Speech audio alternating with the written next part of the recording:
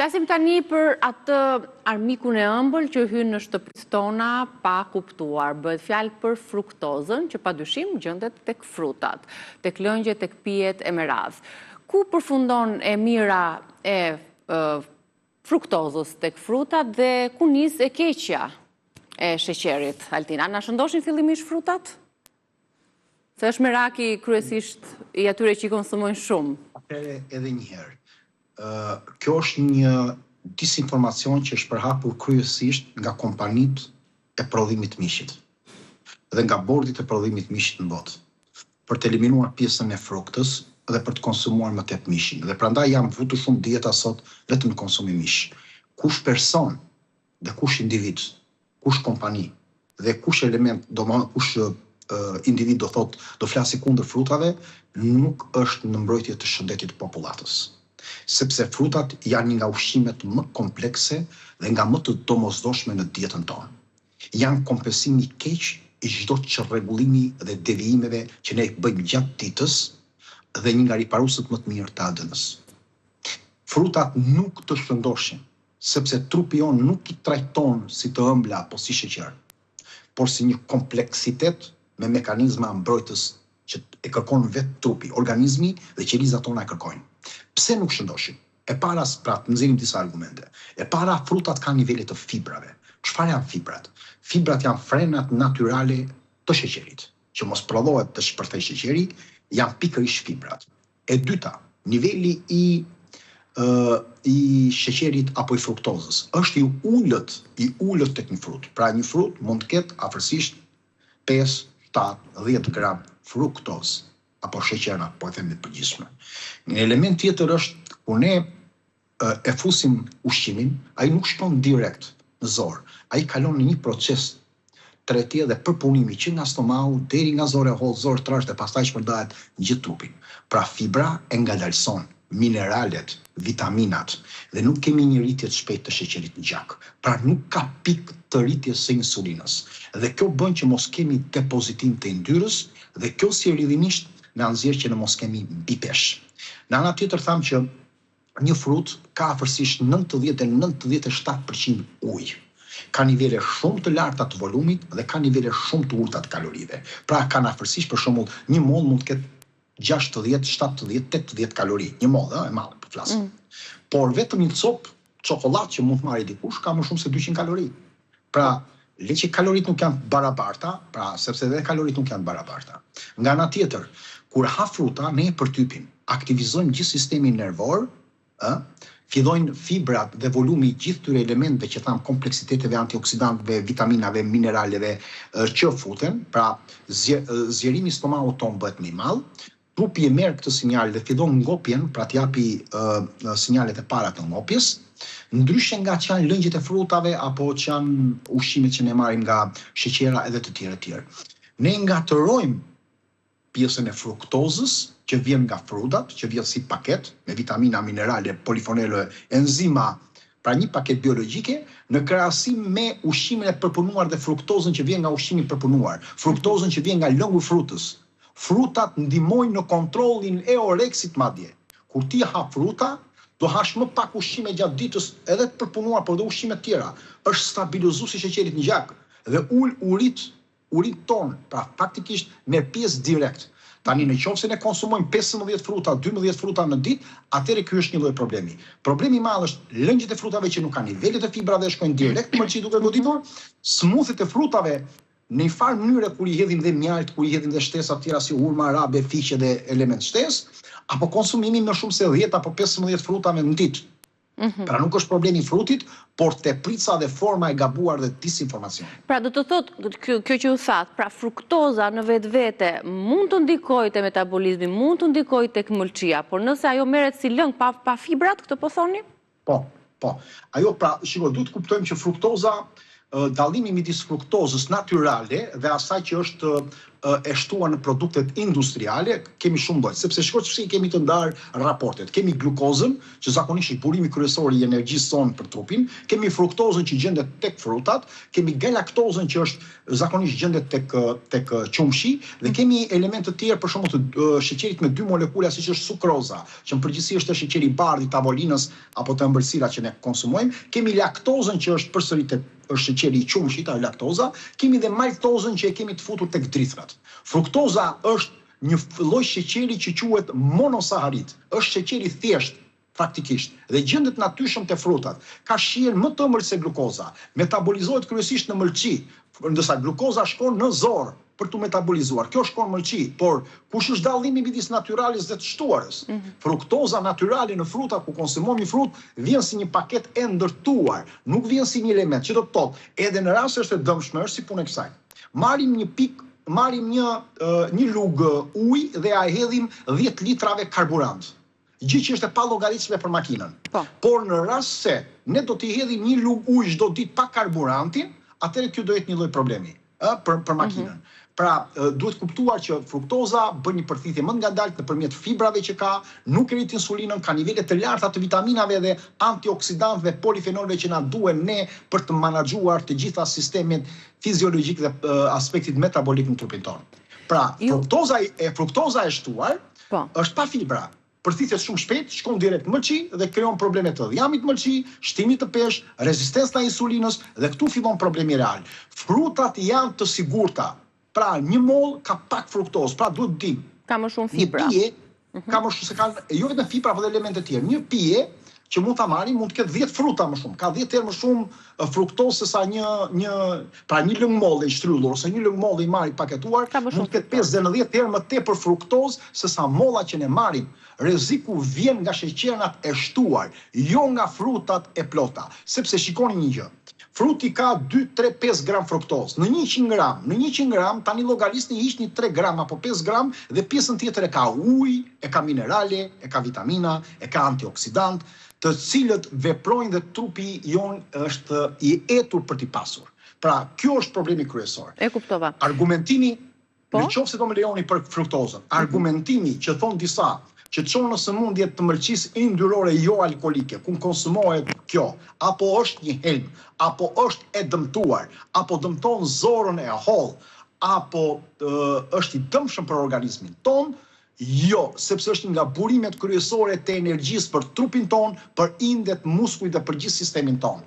Për shkak të kësaj, le të shikojmë në vetvete fruktozën. Le të shohim një studim në vitin 2020 i cili është bërë nga fiziologjia klinike e kërkimeve në Pisa në Itali dhe nga divizioni i endokrinologjisë dhe metabolizmit në Vjenë. Çfarë u pa? Jepnin fruktozë nëpërmjet frutave njerëzve 150 gram në ditë. E di ç'do të thotë 150 gram në ditë? 15 moll, 10 moll, 12 fruta në ditë. Dhe për 8 javë, për 2 muaj, nuk u gjet asnjë ndryshim i rëndësishëm në peshën trupore dhe në shëndetin metabolik për keq, por vetëm përmirësime. Pra këta ishin të gjithë persona të shëndetshëm, po flasim për persona të shëndetshëm. Kemi përsëri një studim tjetër në Francë, tek më fal tani se nuk po më kujtohet po s'ka rëndësi, rëndësi ka thelbi. U dhanë personave në marrjen ditore të 50 dhe 100 gram fruktozëve dhe nuk u vure asnjë negativitet metabolik në gjithë popullatën e përgjithshme që konsumuan pikërisht fruktozën. Pra kjo është bërë tek Departamenti i Nutricionit, më duket tek Pierre Etmarie më duket në Francë, që është bërë ky studim. Pra, u pa që frutat nuk jepin dëmtim në 50 dhe 100 gram fruktozë nga frutat në popullatën e përgjithshme. Mos e harrojmë të. Tjetër, një element që është shumë i mirë, po ta shikosh tek atletët të cilët kanë konsumuar nivele të larta të frutave, kur është bërë prapë një studim në 2016, nuk kemi pasur asnjë lloj problematike për konsumimin e frutave 6, 7, 8 fruta në ditë. Flasim tek atletët.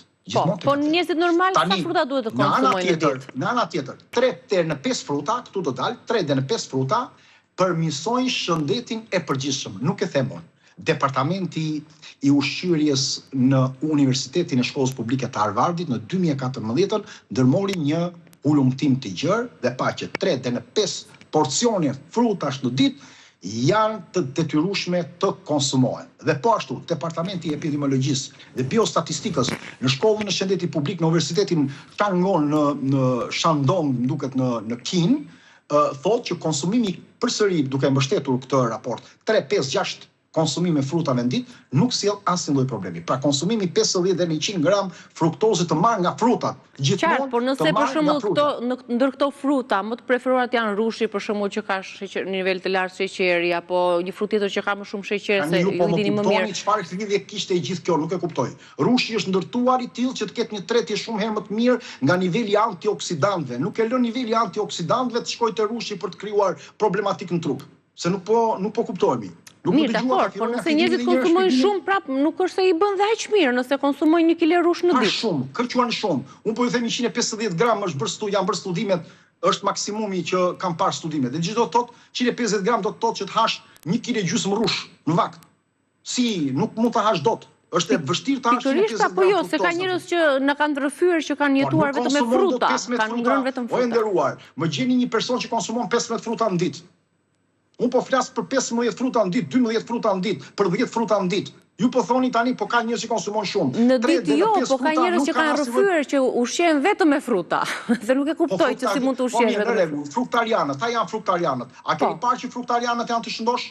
Kë fruktarian keni parë të shëndosh? Jo, absolutisht, nuk ka lidhje, nuk e thash për shëndetin, për peshën, por në lidhje me dëmet që ndoshta mund të shkaktohen për shkak të nivelit të lartë të sheqerit. Unë po them atë që kam dëgjuar dhe kam lexuar. Por në qoftë se edhe një herë nderuar, varet si e përdor, fruktoza nuk është më e shëndetshme se sa sheqeri i bardh. Varet nga burimi dhe sasia. Në qoftë se ne fruktozën e marrim nëpërmjet lëngjeve të shtrylura, nëpërmjet lëngjeve të pakutuar, patjetër që është dëmshme edhe një gotë.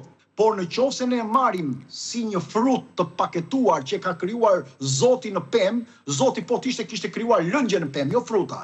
Fruti për të konsumuar. Një person ha një kokër moll, ha një kokër portokalle, mund të ha një banane, një kup boronica, mund të ha edhe një kivi gjatë ditës, nuk ha dot më zonjë. Dhe gjithë kjo mund shkoj 50, 60 apo 70 gram fruktozë në ditë. Çfarë koncepti? 70 gram fruktozë është e pallogaritshme për trupin tonë. Se i shkon me pikatore, shikoj nderuar. Kemi një kanë me ujë që është 1 litër dhe marrim një kanë me ujë 1 litër dhe ne duhet ta pim. Dhe na thot doktori 1 litër ujë duhet ta pini gjatë gjithë ditës, për shembull, ose 2 litra. Ne marrim gjithë kanën dhe e kthejmë gjithë këtu. Automatikisht ne do mbytemi dhe nuk mundet ta kalojmë. Ama ka persona të cilët e pinë me glënka ujin dhe periodikisht dhe nuk konsumojnë 1 litër, po konsumojnë 3 litra dhe nuk përbën asnjë lloj problemi. Sepse veshka jon do 700 ml ujë që përpunon në gjatë një ore. Nuk përpunon sepse ngarkohet. Prandaj nuk mund të marrë sasi. Po ashtu zora, po ashtu goditja që i bëj mëlçis, po ashtu mbytja, pra kalimi, çdo element tjetër. E njëjta gjë ndodh edhe me frutat. Ajo shkon si pikatore fruktoza në mëlçi e nderuar. Nuk shkon në këtë lloj forme. A ka rëndësi vakti se kur i konsumojnë frutat mëngjes ose pas buke ose darkë? Konsumimi i frutave më i mirë do jetë në mëngjes. Do më para dite, pra pjesa më e mirë e konsumimit frutave do ishte më mirë që të konsumoheshin para dite. Pse të konsumoheshin para dite? Sepse metabolizmi jon ngadalësohet gjatë kalimit të darkës. Pra duke ardhur darka, fillon dhe ngadalësohet. Sa më shumë të ngadalësohet, aq më shumë problem është për problemin e organizmit. Por kjo gjithmonë nuk është, të themi, tabu. Nuk është tabu. Pse?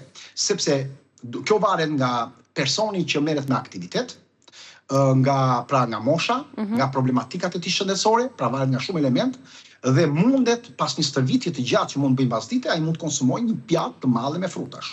Dhe si rregull mund të konsumohet një pjatë fruta në darkë, asnjë lloj problemi. Por unë thash në përgjithësi, niveli i frutave është më mirë të konsumohen midis paraditës. Jo sepse nuk mund të konsumohen pas dite. Pas dite përsëri mund të konsumohen, por pra nuk është e fiksuar që o kështu o s'ka. Mund të konsumohen në çdo kohë, po e themi. Ka nutricionistë që thonë që më mirë të konsumohen, po, më vete, pra jo duke i gërshetuar, duke i bashkuar shumë lloje frutash. Ju çfarë mendim keni? Unë nuk kam asnjë lloj mendimi të tillë, sepse deri tani nuk kam parë asnjë argument nga këta që thonë. Nëse ju doni që të bëjmë një temë tjetër për këtë, që të nxjerr të paktën 7, 8, 9 studime, 10 ndoshta, që janë bërë në raport klinik, nuk janë bërë thjesht vetëm studime letër, janë klinike, që është parë që konsumimi i përzierë i frutave nuk ka sjellë asnjë problem përveç benefiteve. Dhe sidomos të kombinuara me arore, me bajame dhe ara lajthi, atëherë ato janë edhe shumë herë më efektive edhe në trup dhe në organizëm dhe bashkëveprojnë në formë sinergjike. Kemi folur një për sinergjinë ushqimore. Kështu që frutat në të rast nuk sillin asnjë problem në kombinimet e tyre. Fare. Madje edhe dikush thotë që duhet të ngrëm para buke, jo pas buke. Stomaku jo nuk e njeh këtë lloj koncepti. Ne e njeh truri jon edhe mendja jon, po jo stomaku. Stomaku e merr dhe përpunon. Mira është që persona që kanë probleme me fryrjen, që kanë probleme me sëmundjen SIBO apo kanë shqetësime në zor, nuk duhet të konsumojnë ato frutat pas ushqimit direkt. Por të tjerët që nuk kanë asnjë lloj problemi dhe nuk ndjejnë gjë, mund të konsumojnë pas ushqimit, para ushqimit, në mëngjes, në drekë, në darkë. Lëngjet e frutave jo. Më mirë është të konsumojnë smoothie të frutave, të gërshetuar dhe me fara, shtaminat i dhe farat, për të rritur nivelin e fibrave, se fruti smoothie është më i trash, ka nivelin e fibrave brenda sado që është përpunuar, por më e mira të gjithave është fruta natyrale. Vjen smoothie dhe në fund fare nga halli janë lëngjet. Janë disa lëngje terapeutike, siç është lëngi karotës, siç është lëngu gërshetuar karot, panxhar, moll, selino, karot, apo lëngu i shegës, që mund të përdoren për momente të caktuara në trupat saktuar, në problematika të ndryshme shëndetësore që mund të ketë. Po jo sepse nuk duhen konsumuar fare, pra lëngjet, po vetëm në raste të saktuara. Pra jo në sasi gjithmonë. Si ngrënës i mirë i frutave, sa fruta konsumon në ditë vet, Altin? Unë mund t'i toleroj në qoftë se do më thonë të dikush që nuk ha fruta, ose ha shumë pak, po ushqet shumë mirë dhe nuk ka asnjë gjë negative, pra nuk ka asnjë patatin, nuk ka asnjë prosciutto, nuk ka asnjë hamburger, unë do t'i themi që ai po jeton çka. Në qoftë se një person do haj her pas here ndonjë patatin, ndonjë prosciutto, do pi një pije freskuese, dhe nuk do ushqet shumë mirë, por do konsumoj 3 deri në 5-6 fruta në ditë, atëre ai ka për ta stabilizuar. Këtë kam provuar te familja ime. Ju e dini çfarë luftë e madhe është me fëmijët sot që kur dalin jashtë për prindë do marrin nga shoqet, marrin diçka në mënyrë të fshehtë se s'ka si ta tiruash, dhe nuk mund të jesh kaq i prerë që fillosh të bësh debate. Kur ato duhet të ndërgjegjësohen vet, ku është problematika? Problemi është te ndërgjegjësimi, te edukacioni që duhet t'i japim pse është e dëmshme kjo, duhet t'ia sqarosh. Dhe në opinionin tim është më mirë kur konsumon 3, 5, 6 fruta në ditë dhe ke konsumuar diçka negative sepse është kjo fruta që ka korrigjuar të gjithë këto elemente. Kjo është argumenti më i dur për fëmijët. Sesa mos konsumosh fare. Në rastin e fundit kam një person i cili ka dëgjuar një person tjetër dhe ka konsumuar për një kohë gjatë vetëm konsumim të mishit. Dhe sot që ne flasim niveli i acidit urik tia, dhimbje kockave, ai jeton jashtë faktikisht në Francë, në Belgjik më fal, dhe ka dhimbje kockash, kyçesh, kishte kudo dhe shqetësime të tjera. Dhe duke pasur shqetësimet, unë i them, kur marrë vesh pjesën dhe u lumtova pjesën e dietës së tij, se çfarë kishte, konsumimi bazë i tij ishte vetëm mishi, sepse ka dëgjuar dikë që thonte hani vetëm mish, mos hani fruta, dhe kishte muaj të tërë që nuk konsumonte fruta dhe vetëm shumë pak perime. Dhe vetëm me 8 ditë, vetëm 8 ditë, me eliminimin total të mishit për ta kompensuar se ishte rritur shumë acid urik që po i dëmtonte edhe veshkat, probleme në mbledhjen e kockave, shumë probleme që kishte. Vetëm në 8 dita ai kishte një lehtësi rreth 20% probleme, qoftë në kocka, qoftë në zim, qoftë në lehtësinë e tij. Pra ne duhet bëjmë një balancim midis mishit, produkteve shtazore, të gjitha produkteve, absolutisht. Kemi fatin që kemi një klimë dhe një vend që prodhon pafund edhe fruta të ndryshme të sezonit, perime e merat. Kemi kujdes për fruktozën e fshehur, te pijet e gazuara, te lëngjet e frutave, te çajrat e ftohtë që janë të bërsuar, te kosat e frutave se kanë nivele të tilla, te pijet energjike që kanë nivele të shuruprave, te kekët e çokoladata dhe ketçapët, salcat e ndryshme, mani mën, ketçap, salcat e ndryshme, salcat e barbekys, bukat e paketuar, ushqimet e gatshme të cilat janë të konservuara dhe kanë nivele edhe kostra, po ashtu dhe qumshat kanë nivele dhe sidomos këto që kanë shurupe të larta apo dhe mjaltin që kanë nivele shurup, shurupi pajnës apo mjalti pra që quhen fruktoza të fshehura që na dëmtojnë. Jashtë i fshehur dhe kjo sjell probleme shumë të rënda në shëndetin tonë. Nga këto ruani, jo nga frutat. Frutat konsumoni 5, 6, 7 fruta në ditë, pasi problem vetëm mirë kanë për të bërë dhe nuk ka për të pasur, madje edhe diabetikët. 2-3 fruta është jashtëzakonisht mirë të konsumojnë. Të kemë kujdes te karbohidratet, diabetike dhe të tjerët, po jo tek problemi i e kuptova. Shumë faleminderit Altin për shpjegimin. Uroj ditë të mbar. Miropafshim publikut, shihemi nesër.